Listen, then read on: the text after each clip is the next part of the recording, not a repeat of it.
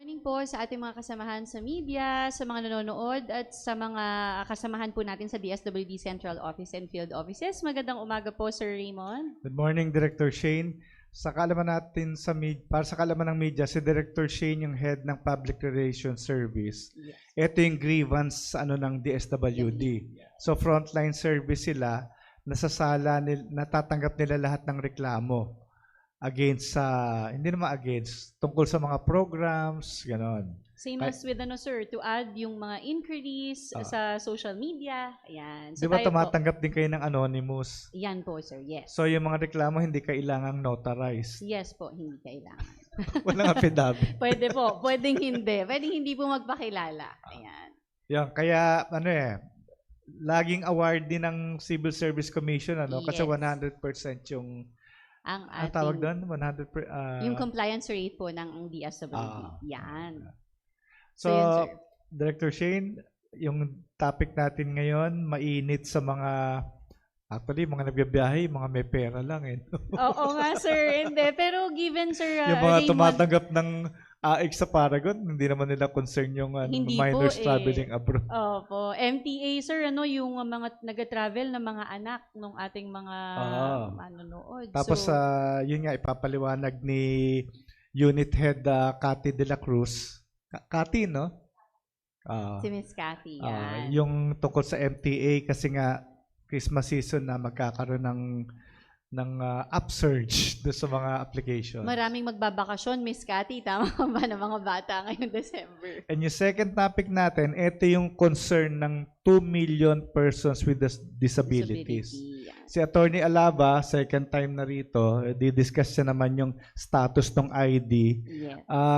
Kung mahabol natin yung itsura para ma-flash natin. Yes po, sir. So, ipapakita rin po natin mamaya sa media Ano kung itsura po ng ID nung, talaga. sa Yes. persons with Unified disabilities. Persons with Disability ID. Sige, Director Shin, pakilala mo na yung mga Okay po. guests natin today. Yes po, sir. So we invite po our guests for today's media forum, Attorney Walter Alava of National Council on Disability Affairs, to discuss on the updates on persons with disability ID, and Ms. Catherine de la Cruz, the lead of Centralized Processing Office of MPA, to discuss the travel clearance application for minors traveling abroad. Magandang umaga po.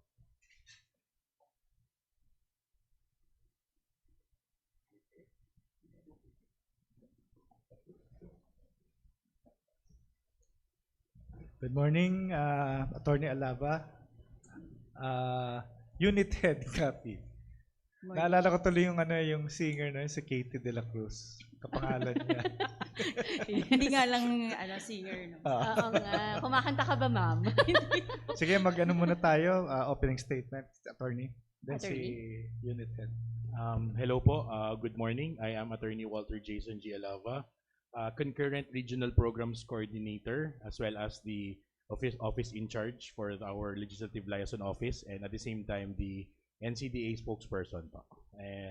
On behalf of the National Council on Disability Affairs and on behalf of our Executive Director, Glenda D. Relova, we would like to thank you for another opportunity to focus on what has been NCDA been doing for the past months po. Thank you po. Yung NCDA, dito pwedeng ireklamo ng mga persons with disabilities, yung mga hindi in-honor yung ID nila, tas yung mga, di ba kailangan, may batas na dapat may ramp, yung mga malls. Accessibility laws, yes po. Yes, anyway, Okay. madidiscuss mamaya doon. Sige po.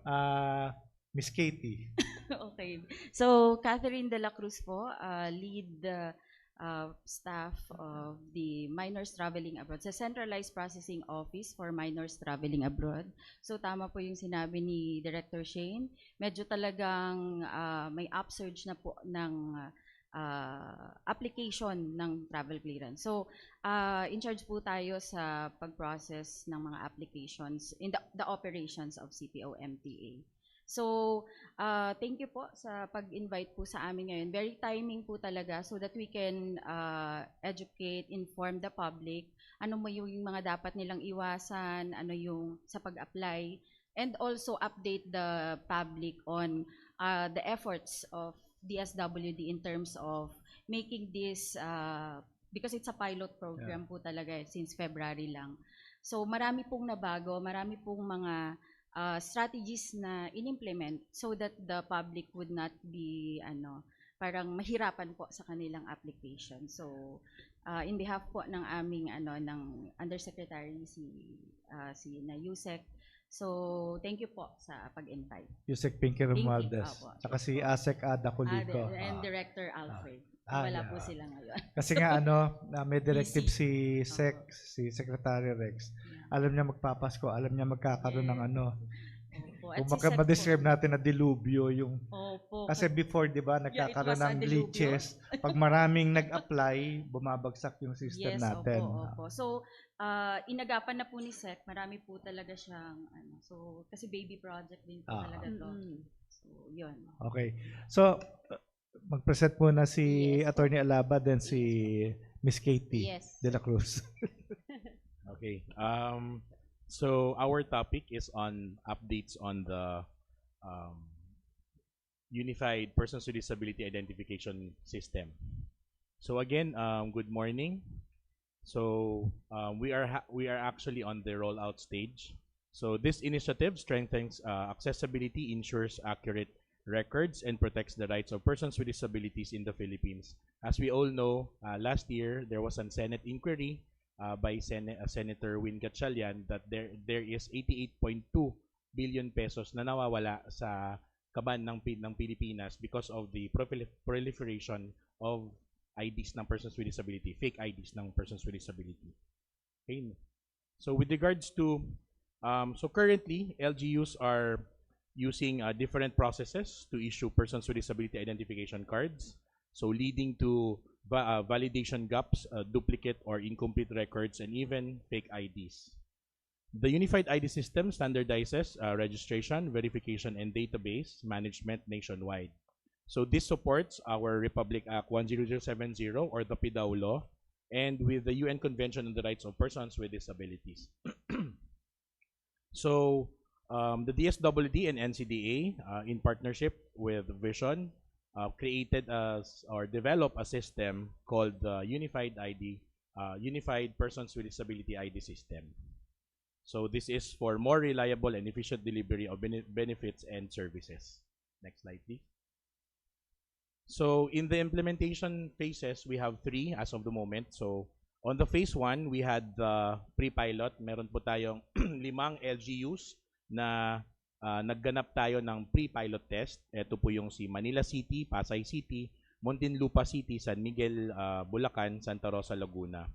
So it was conducted last August 2025 in select LGUs. And then ang ginawa po doon is to test the workflow and then validating the processes and identified early improvements to the system. So kasama po yung pagtingin po kung ano yung mga different fields na ilalagay, ano po yung i-upload dun sa mga requirements, and so on and so forth. The next phase is the capacity building. So it involves 35 LGUs.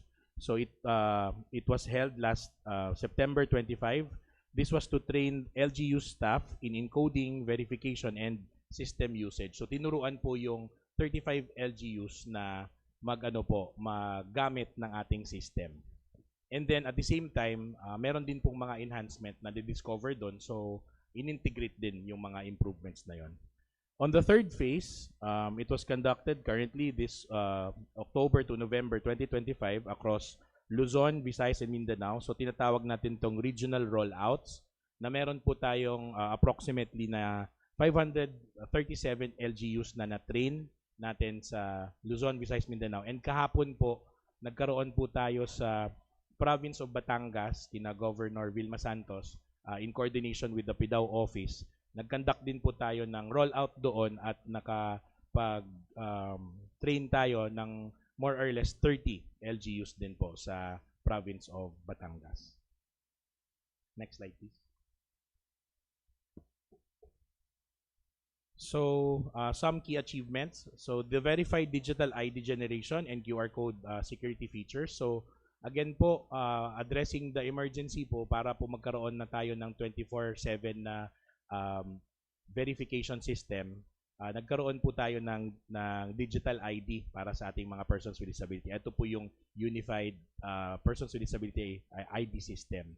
So, meron po siyang unique QR code na pag-scan po siya, dediretso po siya sa portal, sa website, at magkakaroon na po ng identification card pag na-verify at na-issue na ng ating mga LGUs po.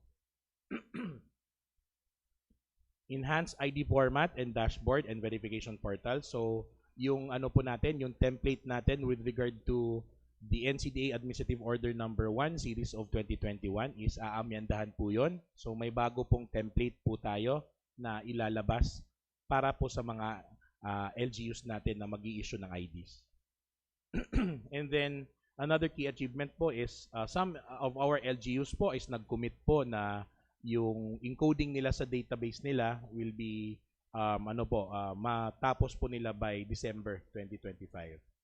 And then again, there are 537 LGUs na po na trained among 1,600, so approximately 1/3 po ng buong LGUs na po ang na-cover natin for the rollouts. So attorney, tapos na yung ano natin, yung rollout ngayon. Next year, expected natin na lalabas na yung ID for the estimated 2 million persons with disabilities. Tama ba yan? As of the moment, sir, nasa rollout stage pa rin po tayo. Hanggang kailan yung rollout stage? Ang advice po, sir, is parang nandun sa saturation stage tayo.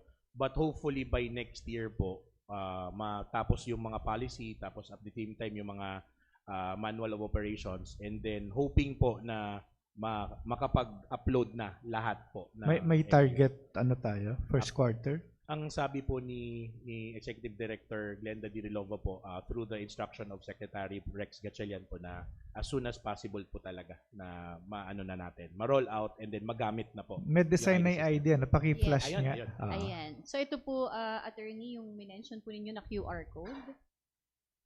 Yes po. Ayan. So unique, very unique siya. Pag nag-issue po siya ng QR code, pag na-scan po yan, dediretso na po yan dun sa website po. Parang yan ay fingerprint ng bawat ID holder, ano? Iba-iba yung QR code, tama? Iba-iba sila ng QR code, sir. So, unique. Pag nag-apply po yung persons with disability natin, meron silang iba-ibang QR code na makukuha. Yan yung nasa likod nitong ID, tama? Yes po. So ito naman, attorney, yung front. Tama Yes ba? po, yung front ng Ayan yung ID. QR code sa baba. Yung QR po ba will be at the back of the ID, attorney? Or ito Meron, yan? ang alam ko po, meron sa gilid po. And Ayun. then, Meron kasi din ito. digital ID siya. Digital ID siya. Tatlo po yung makikita dun sa, ma-view dun sa ID niya. Meron pong parang front view, back view, and then enhanced na QR code. Kaya Just in meron case ito. na hindi ma-scan dun sa maliit. Yung design sa atin, pero yung printing niya sa LGU na, tama ba? Optional kasi digital ID siya, sir. So technically, optional yung printing niya. So sa yun na lang LGUs. ipapakita sa mga restaurants. Yes, sir. So kung may mobile phone ka, mayroon kang sabihin natin tablet, papakita mo na lang yung I-acknowledge QR mo na. para Yes. ma-acknowledge siya tapos ma-verify. Pero yung may person with option din ng hard copy ng ID. Yes, sir. Kung Kasi walang mobile phone. just in case na walang mobile phone or malayo sa Kabiasnan, gano'n. Na naisip ko, halimbawa, pwede i-print. parehong putol yung braso, hindi siya magmo-mobile phone. Pwede siyang mag-print ng ID. ID, sir. Yeah. Bali, attorney, hindi required na magkaroon ng hard card para ipakita po dun sa mga establishments. Tama po ba? Yes po, Director. Okay Hindi po. po siya required. Okay. Optional po siya. Sige, attorney. Okay, so next slide po. Papunta tayo sa challenges, some challenges and gaps po. Mm-mm. So, mayroon tayong nakitang mga challenges po. So, isa sa mga challenges natin is the LGU readiness and staffing levels nagva-vary. So, may mga LGUs po na nagkakailangan talaga ng staff na mag-encode talaga for this, especially na meron pong magve-verify at the same time meron mag-i-encode. Mm-mm. So, at least dalawa po ang magmaman kasi 2 accounts po ang binibigay sa kanila. And then, yun nga po, yung internet, connectivity issues and outdated devices na kailangan din ng support ng ating mga LGUs. And then, high volume of registrations or registrants and varying digital literacy. So, yung mga, sabihin natin, yung sa mga Metro Manila, ganon, kailangan po ng mas maraming tao na mag-i-encode considering na more or less meron silang 50,000 na mga persons with Yes. disabilities na i-encode doon. And then, last but not least po, yung needed additional hands-on support para sa ating mga PIDAW offices po, yung mga Persons with Disability Affairs offices. So yun lang po, siguro yung ano namin, yung Attorney, update oo. po. Thank you, Attorney. Bali to add, given kasi na yung ating mga kliyente na persons with disabilities, pwede rin kasi na wala silang access. So given na natulungan sila sa LGU, paano kung sabihin nila wala kaming internet o kaya naman pwede bang i-save na lang nila ito sa kanilang phone and then i-access sila ng mga LGU staff? Thank you, Director. A very Yes. good question po. Meron pong offline po na yung system. Meron po siyang offline registration. So, yung mga remote areas po na pupuntahan ng ating mga PIDAW officers, pupunta sila, sabihin natin, sa far-flung areas na walang internet. Yung mga gida, no? Yes po. So, pwede pong puntahan po yung yung persons with disability doon, and then i-input yung kanyang mga details. Yes. And then offline 'yon. So pagdating po na naka-online na doon sa office ng ating mga PIDAW offices, mag-i-encode sila doon, mag-upload na 'yon sa system po. So meron po tayong feature na ganoon po. May offline features po yung system. Okay, bali attorney, kumbaga pagbalik sa office, once na magkaroon ng internet, mag-upload na siya. So within the day, possible na magkaroon ng access na.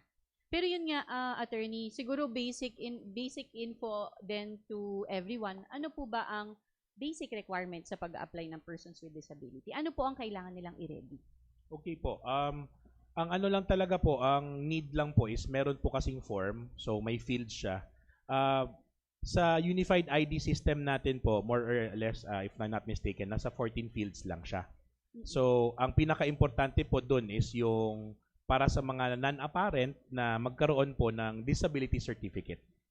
So, technically po, yung picture nila kukunin na doon sa kasi yung sa system niya po, may doon, may parang field doon na magkukuha na ng picture nila. And at the same time, pwede din i-scan at i-upload yung mga additional requirements nila. May notes section po yung na parang system. i-attach. I-attach na lang Okay. nila. So technically, pupunta yes. lang talaga yung ating persons with disability doon, and then at the same time, kumuha po ng disability certificate para po proof na siya po ay isang person with disability. Coming from the attending physician, tama po ba? Na magsasabi po na person with disability siya. Tama po ba? Yes ako po. doon? Okay. Based po dun sa sa current AO natin, specific doctor to that specific disability. So Yes. specialized na doctor to that disability po. So for example po, kung blind po ito, ophthalmologist. Yes Tama po, po ba? tama po.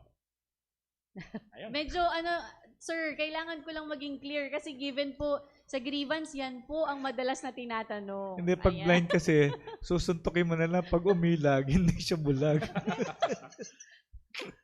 Ayun na nga. Yeah. So yun sir, actually po to add dun sa question ko, ano po naging difference nung nag-a-apply pa lang at nagre-renew? Okay. Yung mga naman po, yung validity kasi meron tayong validity for the identification cards Yes. as of the moment. Merong 5 years po. Mm-mm. So, siguro po ang changes lang siguro is yung mga nag-apply po kasi they were using the version 4 form.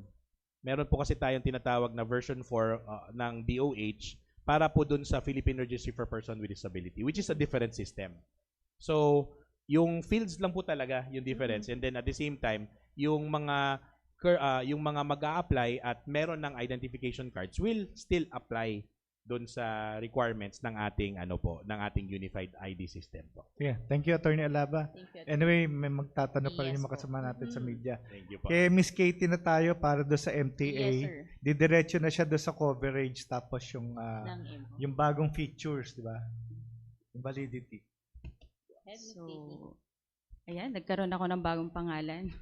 Si Katie. So, gusto ko lang i-highlight po kasi itong, if you remember when we launched po noong February 18, may MC22 po tayo, Memorandum Circular 22, and then nilabas po ang Memorandum Circular 19 Series of 2025 dahil po nakita po ng DSWD na kailangan ng i-extend po yung validity ng ating travel clearance. Kasi nakita po na maraming mga travels kagaya ng mga nagko-compete abroad, same lang po yung talagang destination nila and they do so nakita po, and even yung mga nag-visit na parent ay na mga minors to their parents, same lang kasi po yung country. So nakita po na mas makakatulong po 'yon sa ating mga sa ating mga mamamayan nag-a-apply ng ng travel clearance. So okay po, let's next slide please. Okay, so Memorandum Circular 22 and then MC 19 po. Ito na po yung supplemental dito sa 22. So next, mag-focus na lang po siguro tayo dun sa coverage po. Okay.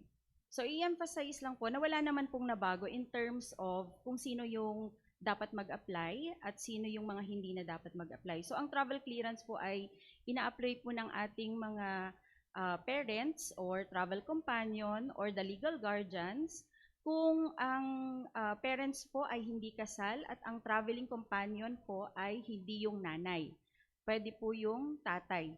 So, kung hindi po sila kasal. And then if ang minor naman po is traveling with a person other than the parents, like yung mga tita nila or mga tito or teachers or coaches. So, and then other person who is 18 years old, however, sila po yung merong physical or mental disability na hindi nila kayang i-care yung kanilang sarili during the travel and during their sa pagpunta sa kanilang destination. They need po travel clearance.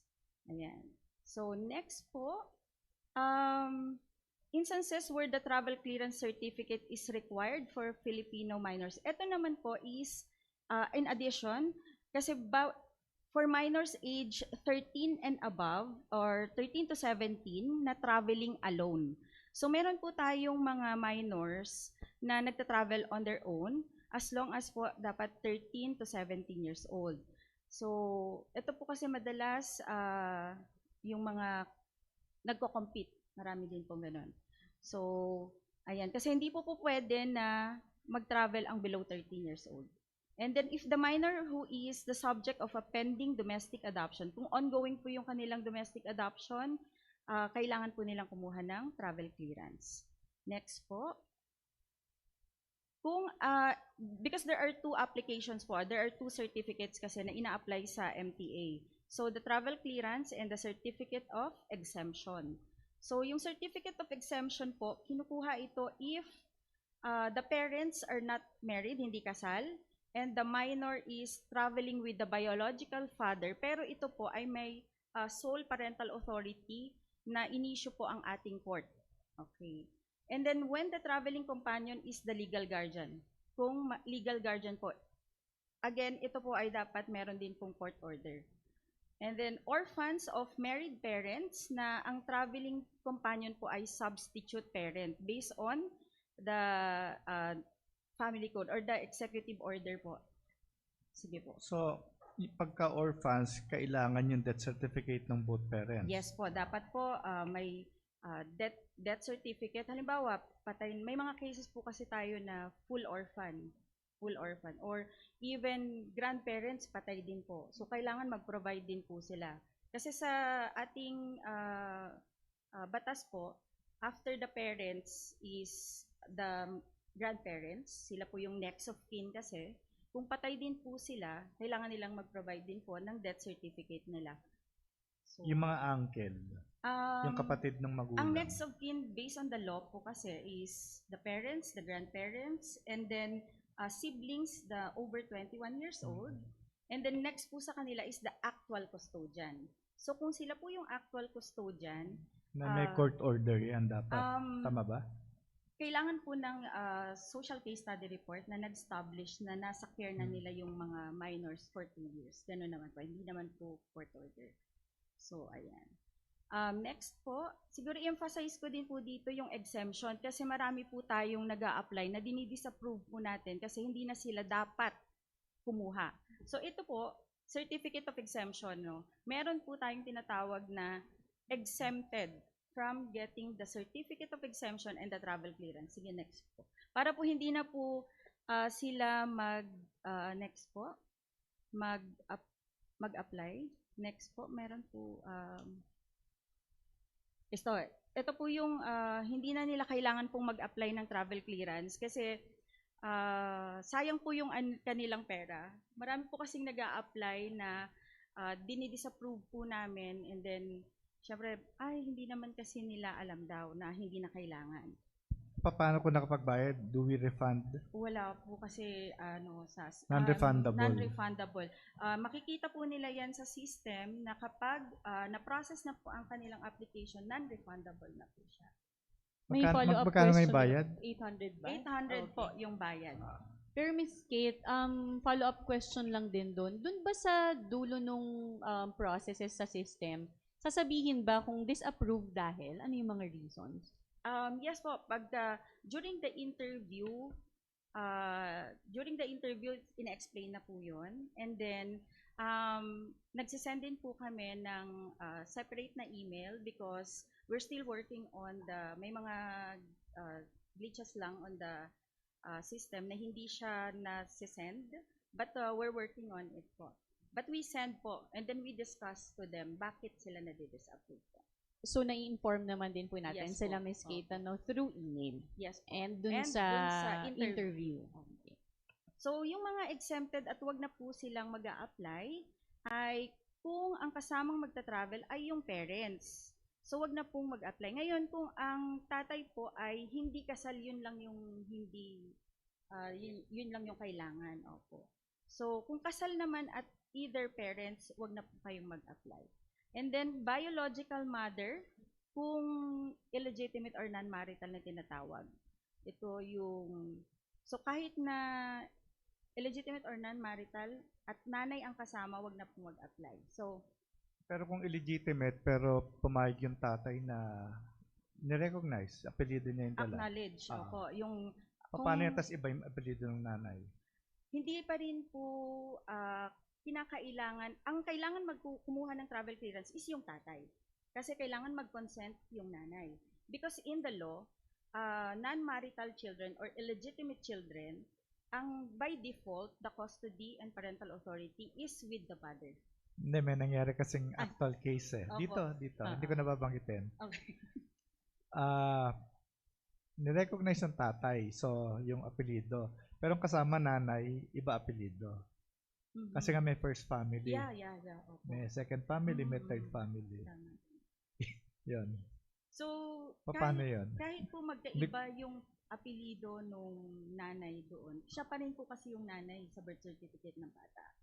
So yun lang yung Yun lang po talaga yung yun. documentary proof Yes, na. Ano? that's the only proof because that's your own minor kung ano po yung kanilang identity. Yeah. Hindi, yung kasong actually, wala yung nanay. Yung staff nung tatay ang nag-apply dito. Okay. So parang missing po yung nanay na talaga. Na-issuehan din naman kasi nga kilalang tao. Ngayon po ba to, sir? Hindi, Manual. manual pa. Because that's in the manual. Because the difference in the digital and the digital application. Mahigpit na, di ba? Yes po.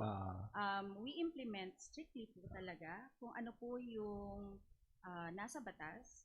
When it says that a non-marital child or lahat po dapat at kailangan po ang consent po nila. And actually, may mga nagsasabi po sa amin yan ngayon na nag-a-apply na sinasabi nila sa amin sa interview. First time po nung mother daw na ma-interview ay makuha yung kanilang consent.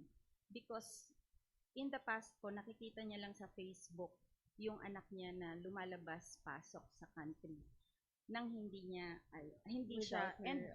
And yun po yung sinasabi nila na kudos to DSWD for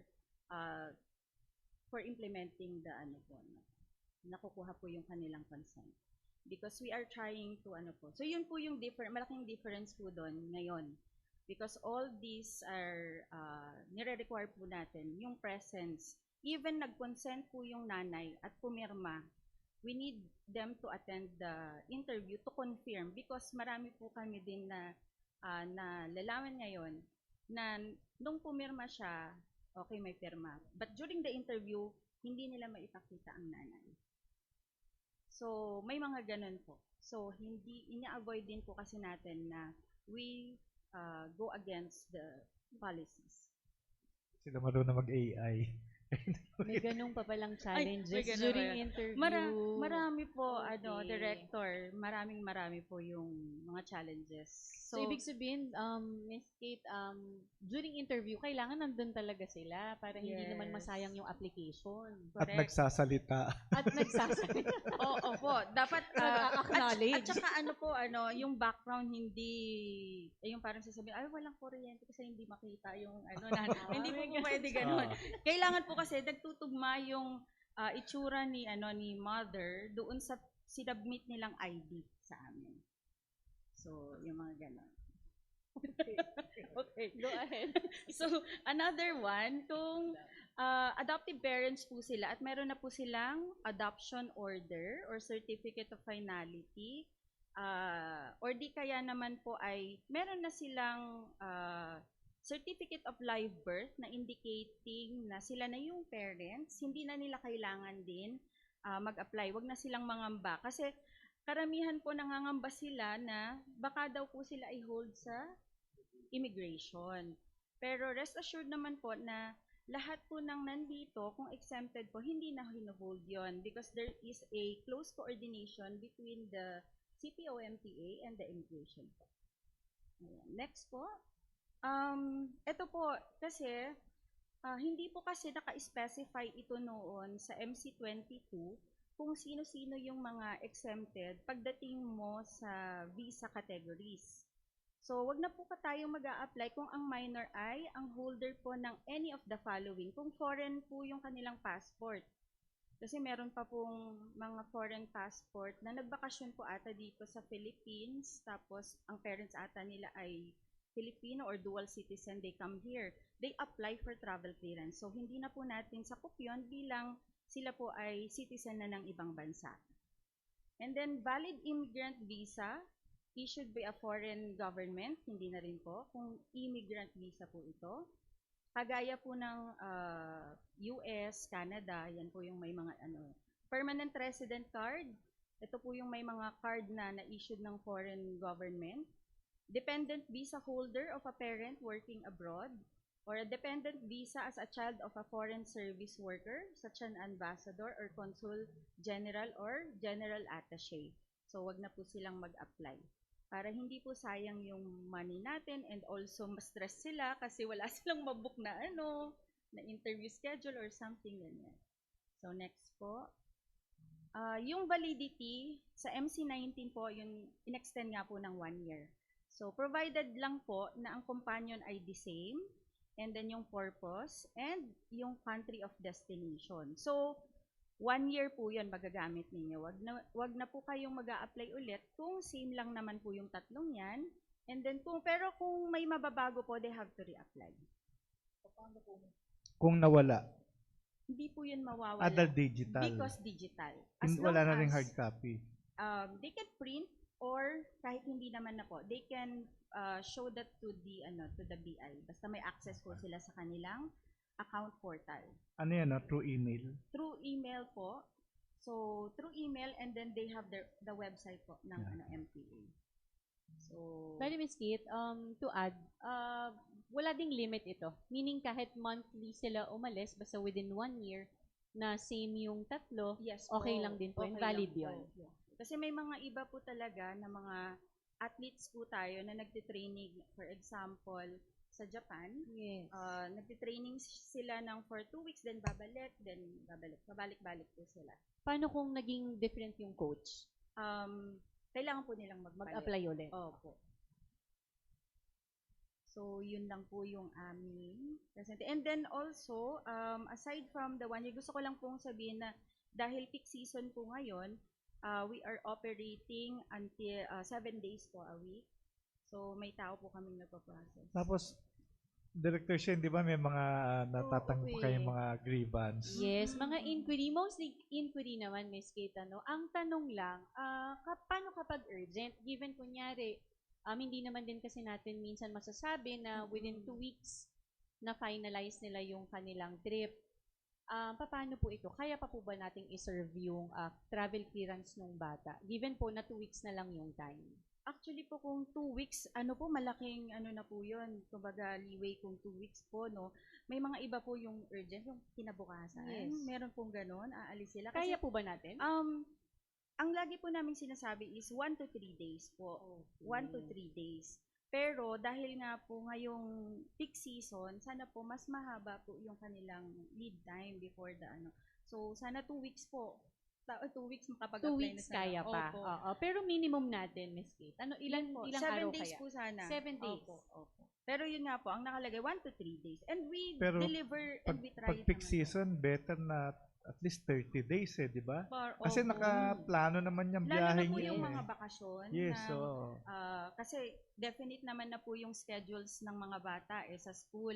Tapos magbe-visit po sila sa mga parents nila na OFW po natin. So, mag-apply na po sila. And ano po, good naman po kasi nakikita namin, marami na po ang nag-a-apply ng 2026 na yung summer vacation. Nakabili na ng ticket yun na mura. Opo, yung seat sale po ba? Ah. Pero ngayon po kasi, ang marami din po kasi bukod po sa mga vacation, is yung mga nagpo-compete abroad. Because ngayon po, meron pong ASEAN, SEA Games coming Yes. up. Opo. So, marami pong nag-a-apply na competition, study tours. Sige, thank you, Thank you, Miss Katie. Miss Katie. Ibigay na natin sa mga reporters yung tanong. So, mag-entertain na po tayo ng mga questions from the media. Vic, To Attorney Alava, sir, for the purpose of soundbites, kailan nyo inumpisahan yung pilot testing doon sa bagong sistema ng PWD-ID? Yung sa pre-pilot po natin, nag-start tayo noong August. And then dun sa dun sa initial rollout natin is September. And then dun sa actual rollout natin, regional rollouts po, nag-start tayo noong October and until kahapon po meron pa rin po. So tuloy-tuloy po hanggang sa masaturate. Clarification ng attorney, anong resulta nun nung nag-roll out na kayo? Ano yung naging successful ba o maraming problema na nakita? May yung sa report ko kanina po, may Yes. mga challenges na nakita. But with respect to the training, successful naman po yung training. Kasi ang training po talaga is yung magamit nila yung system para mag-upload ng mga persons with disability na under sa kanila or mga constituents nila. Including the establishment doon sa rollout ninyo. Anong establishment, sir? Ano, For clarification po. For example, yung mga pharmacy na pwede nilang gamitin yun. Nagamit ba nila? Ang nasa stage pa po tayo, sir, na tinuturuan natin lahat ng mga PDAW officers natin na mag-upload dun sa system. Kasi yung system natin, may mga different functions kasi siya.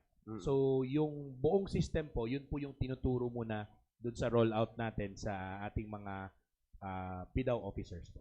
Okay. Yung after ng ng regional rollout, kailan po yung nationwide na? Yung the whole?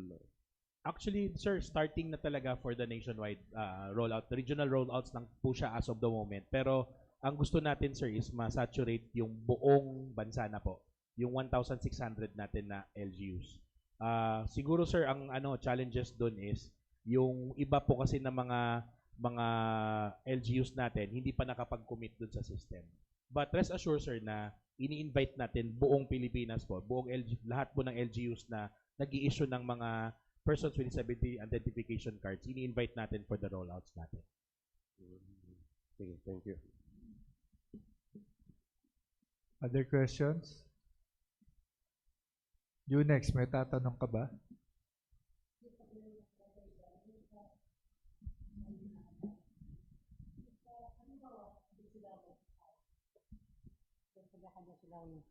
May kanya-kanya silang mga anak na minors. Kailangan pa yung PCC or what? Yes po. Kapag halimbawa meron na po yung kung halimbawa yung you mean po parehas po sila mayroon na po silang family and then they had a child, tama po, no? Baka, Or legally mga- married po ba yung both? o magjowa sila, pero may kanya-kanya silang mga anak. Single dad, single mom. Kung may kanya-kanyang anak, patong sabay sila magbiyahe, kailangan pinag-PCC. Kung ang traveling companion po ay yung nanay at anak po niya yon base Oo, sa yung birth nanay. certificate, hindi na po. Opo. Mm. Pero kung magta-travel po yung mga batang anak ni mother, kasama nung partner niya na si tatay, ay, kasi hindi niya, kung hindi po siya yung tatay, partner po niya, or live-in partner, kailangan po. Kailangan po. Kasi hindi po siya yung tatay, tama po ba? Iba kasi apelido. So, kailangan ng MTA, tas kung ikaw yung guardian nakasama. Tama, Opo, no? tama. Pero yung Opo. mga anak ko, halimbawa, hindi na kailangan namin. Basta hindi po kayo kasal doon sa birth certificate po na ibapasa nyo po, yun po yun. Hindi na, kailangan nyo pong kumuha ng travel clearance. Kasi tumatay yung guardian ka. Pero yung Yeah. mga anak ko, yung biological kids ko, yung nanay nila, hindi na kailangan. ng Hindi na po. consent. Opo, hindi na. Sige. May pinaguhugutan. Baka sakali. Yes po. Hello, hello. Yes, ma'am. Yes, Ma'am Catherine. Question lang po, ma'am. Ano po kaya yung dahilan bakit po tumatagal po yung application sa MPA po nung mga nag-a-apply po sa inyo, ma'am? So, madalas may mga special circumstances po kasi. Let's say yung isang minor missing po yung kanilang mother at itong bata ay nakatira na sa relative, sa mga tito, tita. Kasi kagaya ng in-explain po natin, ang custody or parental authority is with the mother po kasi. So kailangan po yun i-refer for a social case study report and then sa LGU kung saan po nakatira yung minor. So kailangan gawan po yun ng report and then kung meron na po silang blotter report dati, pwede po rin nila isubmit yun. Kung wala, kailangan nila yung isubmit. Yun po yung mga minsan nagtatagal kasi we have to wait for the result. So that's why we really encourage everyone to submit their applications ahead of time. Kasi kung ganun yung circumstances nila at hindi nila alam na yun yung requirement, it would take a while for Saka ma'am, yung yung mga disapproval din po ata. Kasi may mga client din na nakaka-receive ng mga disapproval mo. Doon din po ba yung dahilan bakit po tumatagal yung mga application po nila? Kasi hindi po nila nakukomply yung mga instruction po. Yes, Tama opo. po. Oo, minsan madalas ganun po yung yung nangyayari kaya nagtatagal. Halimbawa, may instruction po na palitan kasi mali yung nilagay na pangalan or yung birthday or di kaya i-upload po or malabo po yung yung mga documents na in-upload. So minsan pabalik-balik. So what we do para lang din hindi siya magtagal is we call naman the clients. So pero yun po yung mga madalas na reasons, may mga special circumstances or di kaya hindi po na ibabalik to us with the complete information or requirements na hinihingi. Ma'am Kat, isa kay Ma'am Kat. Ma'am, paano po yung halimbawa, minors, tapos ang naiwan yung babae, may yung case na inabandona ng asawa, yung lalaki ang nag-abandona, hindi alam kung nasaan yung lalaki at magta-travel sila, anong gagawin doon? Yes. Kung hindi po sila kasal, kung hindi naman po kasal ang parents na naka-indicate sa birth certificate, hindi naman na po kailangan ang consent ni father. Pero kung kasal po sila, just the same po, ang gagawin po ay i-refer po siya sa LGU for a social case study report. Kailangan po naka-detail po doon kailan siya nawala or kasi marami pong ganun na instances. And then the blotter report. Same po, basta sa lahat ng mga cases na missing yung parent, kailangan pong yun po yung requirements natin. Blotter report and social case study report po. Yes po. Operative na rin dyan, di ba? Sa batas pagka 6 years na hindi nakita. Talagang totally walang ano. 'Di ba ano na 'yan? Yung sa considered dead na. Yung ina-assume patay na dahil 6 years walang communication. Pero, Sige. pero kailangan pa rin po ata yun ng court order. Na nagde-declare na wala. Yes, opo. So court pa rin yan. Yes po. Dahil nga 6 years or more. Para hindi na po sila i-refer or hahanapin pa. Kung meron talagang court document na, okay, declared na siya na talaga. I-pursue ko na yung attorney. O dineclare na patay isang spouse, nag-asawa na yung babae o lalaki. What if after 8 years lumutang? Paano yun? Sir, babalik dun sa original state. Kasi syempre, hindi mali. So invalidated na kagad yung kasal ng Pero kailangan pangalawa pa rin din ng court. pa-validate sa court na siya yung tao. Kung ayaw na nung I-contest niya yun. kung ayaw na. Kung walang contest naman, sir, wala naman. Kasi kailangan ng court decision pa rin. Attorney Lava pa nung binagyo ni Tino ang Cebu, may namatay na person with a disability, si RC Jan Rodriguez. Hero to eh. PWD siya, nagdikta siya ng ilang mga niya. Hindi iba yan, buhay yan. Si si RJ JR. Ito po yung may hawak na aso, tama ba, sir? Pero nag-issue kayo ng statement dito eh. Yung na lang hindi ako masyadong particular dun sa statement, sir. Pero ni-comment naman yung yung heroism ng ating yung despite his di ba yung despite his disability, nag-ano pa rin siya. 'Di ba sila yung priority pa pag yes, may mga calamities. Pero despite that, ginamit pa rin niya yung yung willpower niya to help. And in the process Yes, na so naglabas naman po ng statement si Any more questions? Crisel. Siya yung resident writer namin. Galing ng TV13.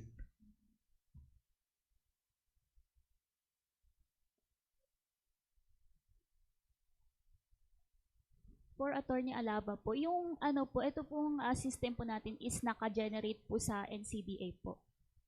Yung system po natin po is parang siya, developed by Vision and contracted by DSWD as the mother agency of the NCDA, because NCDA is an attached agency.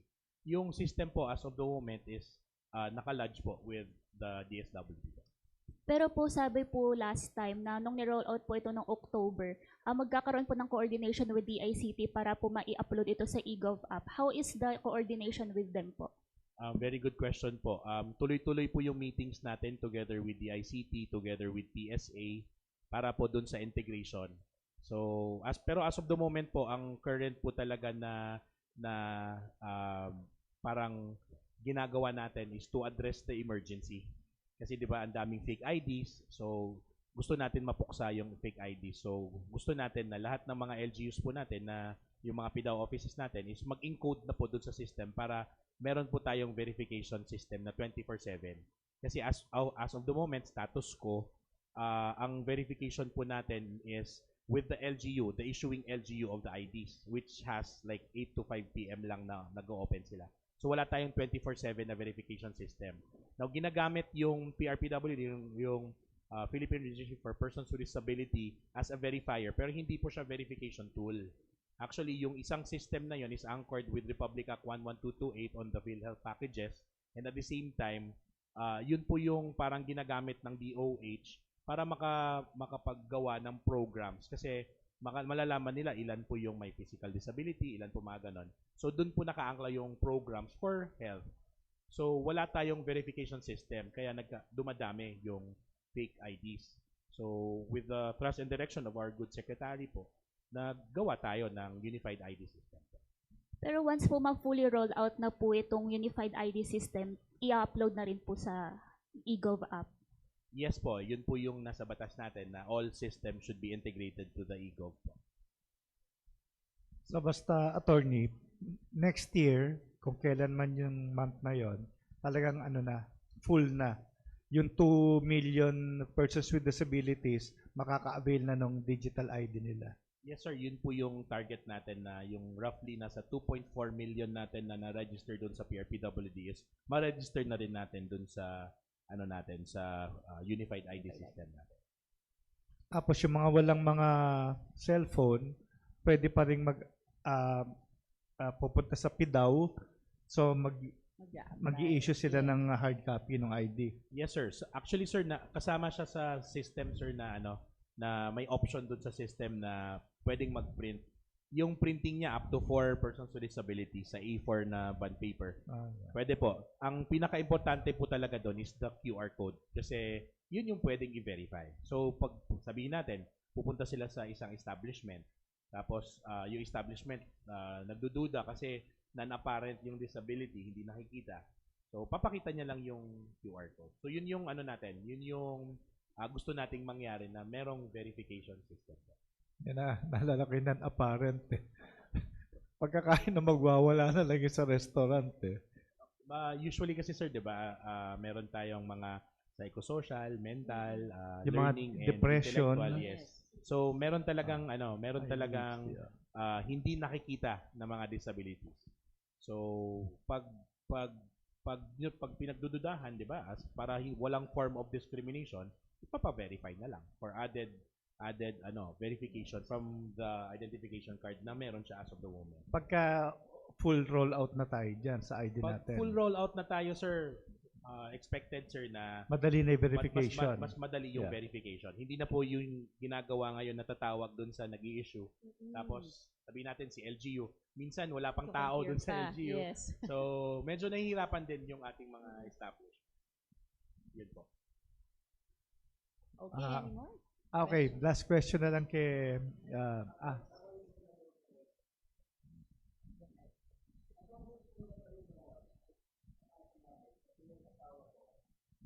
Psychosocial yung kanyang disability kasi survivor siya ng brain aneurysm. May existing siyang PWD card ngayon.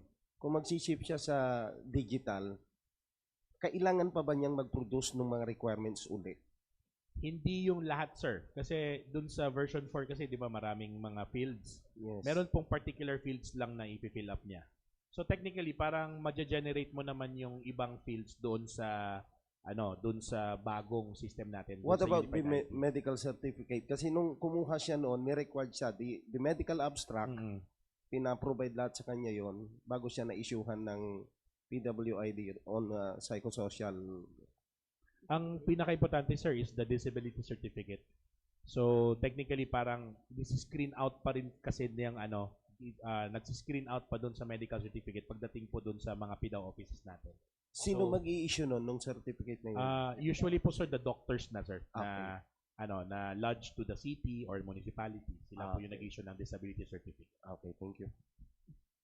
Meron po ba, attorney, validity yung medical certificate? Like for example, anong specific date lang nung MedCert? Kailan siya magiging valid or hindi na valid? Actually, very good question, Director. Kasi yung mga, di ba, meron po mga 6 months ang validity ng medical certificate, Yes. ba, ganun. So, kailangan pa rin po talaga natin na updated yung ating medical certificate kasi meron pong mga disability po talaga na nawawala.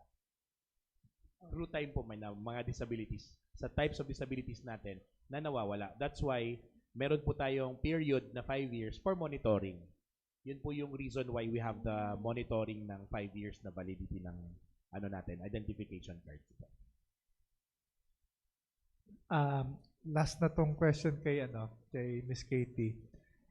Sa mga lugar na walang computer, GIDA, paano sila, halimbawa, yung anak scholar pupunta sa abroad, paano yon? May yung mga field offices ba natin equipped na pwede silang lumapit doon, makaka-computer sila?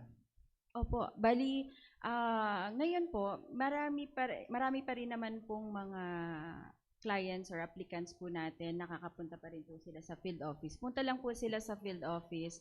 Meron pa rin pong designated na MTA focal doon na pwedeng mag-assist po sa kanila kung sila po ay nahihirapan sila dun sa system or hindi nila alam yung mga requirements, pwede pa rin naman po silang pumunta doon. So, merong computer doon, may wifi, doon sila mag-ano. Yes, meron naman po. So, Director Shane? Sir, Wala na. gamitin na natin yung opportunity na i-plug ang ating, i-plug lang natin ulit yung mga everyday online programs natin sa social media na at DSWD Serves. So every Monday, yung Kwentong Angels in Red Vest, pinifeature natin dito yung ating mga kasamahan na nagbibigay ng extra love and extra care sa ating mga kababayan at sa DSWD. Alternate po ito with AX Chronicles. Dito naman po pinifeature natin yung mga kababayan natin na natutulungan under assistance to individuals in crisis situation.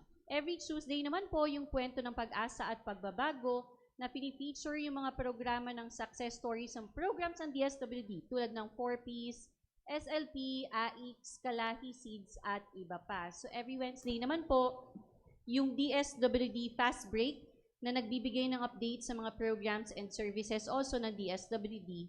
Every Thursday po, Media Forum, kasama yung mga kaibigan po natin sa media at yung mga guests po from different programs ng DSWD.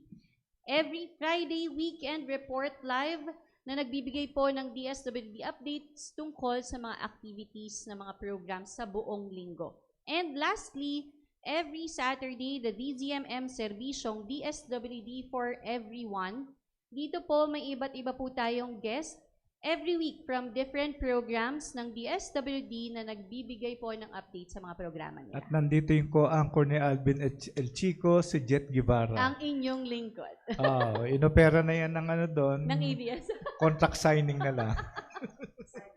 Sign na! Okay. Ina-terminate ko na po ba yung contract sa akin, sir?